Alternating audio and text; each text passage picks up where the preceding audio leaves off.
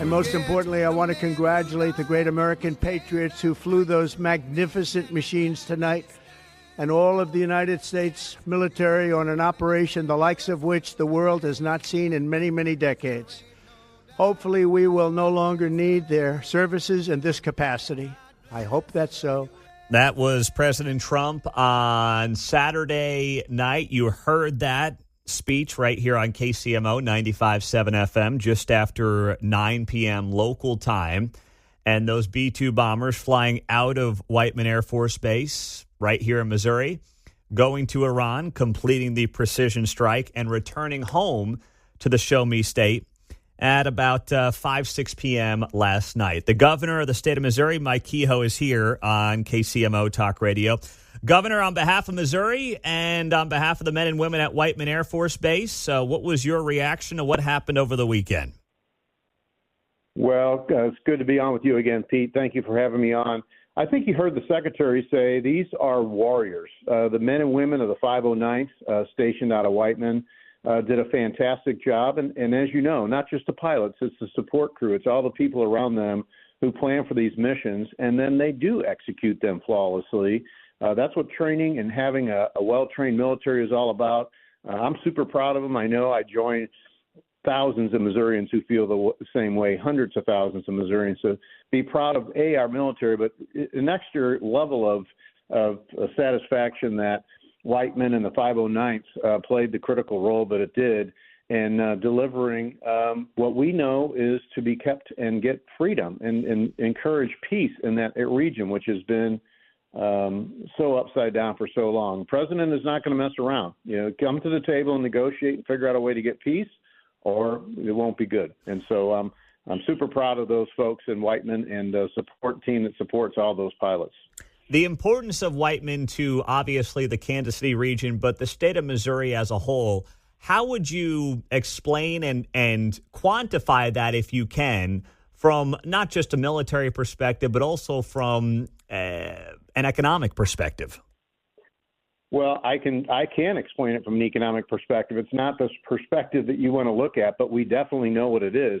If you take Fort Leonard Wood in Pulaski County, and then Whiteman up in Johnson County, and then Rosecrans up in Buchanan County in St. Joe's, those three bases are they're in the top three economic impact to our state in total. Obviously agriculture, healthcare, et cetera, but the impact of our military bases in our state economic-wise and the ripple effect they have in the communities around them, as you well know from being close to the Whiteman base, is huge. And we want to continue to promote Missouri's strategic positioning, our readiness, and quite frankly, Pete, when I talk to folks at the Pentagon and I go to these bases and we talk to folks, I've been to change of commands, I've talked to various people in the Pentagon in the last several years. One of the things they talk about is the support the community gives these bases.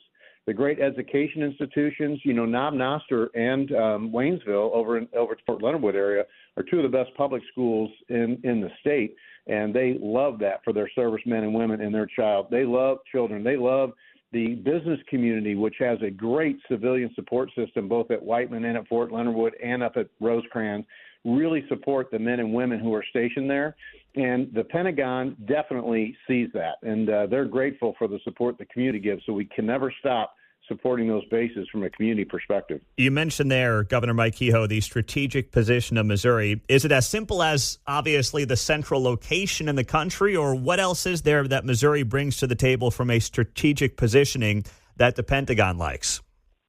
Well, it's our global strategic position that for Whiteman specifically, because those aircraft, as you just saw, can get anywhere. They can go to the east, they can go to the west, north, south, and that positioning was intended for that very purpose, so that their missions, when they have those to fly, they can go from wherever they need to go to globally to protect this country, and more importantly, to protect our allies such as Israel when there's a problem. And so that's a critical piece of what Whiteman and its location is all about. Governor Mike Kehoe is on KCMO. Now, of course, Governor, we are heading towards the end of June. I know that you are well aware of this deadline that I would say our two sports franchises here in Kansas City have put on themselves for the end of June. We know that's when the Kansas Star Bond offer ends. You guys there in the state capitol in the last couple of weeks got done your deal for the two sports franchises as well. We've talked about that. But what do you believe to be the case right now with the Chiefs and the Royals and that deadline that is technically 1 week from today? Well, I've talked to the ownership and management group of both organizations. They are very grateful that Missouri made a serious package together that we think has an incredible economic impact for our state.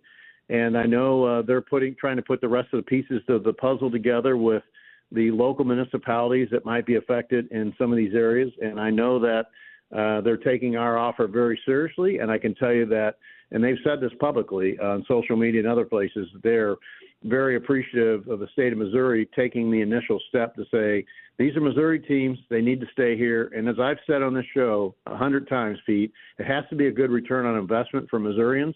And so this offer that we put forward to them not only is a great offer for the team to consider, again, with a local effort has to be part of that, but the return on investment to this offer is significant. Any business person who looked at this deal would say Missouri's going to come out pretty good should these teams stay. Obviously, if they leave, we have nothing. We have a sports complex we won't know what to do with. So it's important that we put the best foot forward. Is it a correct analysis of this deal to say that the state of Missouri is backing the bonds that are going to be offered here on either stadium upgrades or a new stadium? It would be correct to say that we are allowing the franchises to retain a portion of the sales tax they normally submit to us for the bonding payments. And so that's how the mechanics of that will all work. That has to be worked out. But at a 100,000-foot view, that's what's going to happen, is that a portion of those sales tax they'll keep, a portion for bond payments, a portion that we will still keep, and then we will get the net new. So like it or not, I don't like prices rising, but you and I both know the cost of beer is going to go up, the cost of parking is going to go up, the salary a player gets has gone up, sometimes I think astronomically. But as all those items go up, Missouri keeps the net new, and again, on the sales tax side. And again, if they move to another state, there's nothing. So you do believe that Missouri backing the bonds gives you a leg up over the Star bonds in Kansas that are not backed by the state? Well, I'm not going to get into the financial weeds on this, but I think our offer is much more stable for the teams than maybe what the Kansas piece with Star bonds is on the table. Do you think that the local element that you alluded to earlier needs to be decided on or completed before the teams decide which state they want to be in? Yeah, I would. The teams can answer this question better than I, but I know from some of the folks in their management system, they're talking to the local folks who will need to have a seat at this table, and I think they feel good about those conversations, but I'll let them kind of discuss on how those are going. I know many of the local municipalities that will have to be involved were kind of waiting, if you will, to see if the state was going to do something. And it was the chicken and the egg. We were kind of waiting for them to do something. We decided we needed to show some leadership, prove to the teams and the municipalities, hey, the state of Missouri is in to keep these two businesses, as I've said many times on this show, and the tax revenue and the ripple effect revenue for taxes and jobs they bring to our state. That's a conservative position. Keeping business here in Missouri, keeping Missourians employed, understanding what the impact is to our economy, I think those are all good conservative positions. So after talking to the teams then, Governor, do you feel like there is a deadline that is approaching rapidly, or do you think we might be sitting here on July 1 without a decision, despite them saying, end of June was probably going to be that deadline? Well, I think in the next couple of weeks, you'll probably hear more. As you mentioned, the June 30 deadline has been something that's been widely talked about. Whether there's a firm commitment on what happens by that time, I'm not sure. But my guess is the franchises will be communicating with the public in the next couple of weeks about what their future and their options look like. And I certainly hope that Missourians will support that as it moves forward. It's again, important economic business to keep in the state of Missouri so that we can continue to provide the jobs, the thousands and thousands of jobs they provide, and the impact to our state's economy.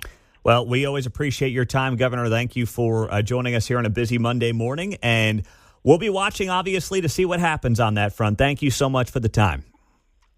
Thank you, Pete. And remind Missourians on our first subject to stay vigilant, watch out for anything that's suspicious that's going on out there. Make sure that they're reporting. There's plenty of places online. They can even download an app that allows them to download the Missouri Safe Nation app that will allow them to report anything they see that's suspicious. We want to make sure we protect our law enforcement, our communities, and members of the military as we go forward in these very uncertain times. So I love people to kind of keep an eye out for things and look on our social media sites, and they can find all the information they need to find. I did see that on your social media page, so we'll share that as well. The Safe Nation app is what you can download. Thank you, Governor. We appreciate it. Thank you, buddy. There you go. Mike Kehoe, always appreciate him coming on KCMO Talk Radio. Yeah. If you see something, say something, report suspicious activity 24/7, downloading the Safe Nation mobile app.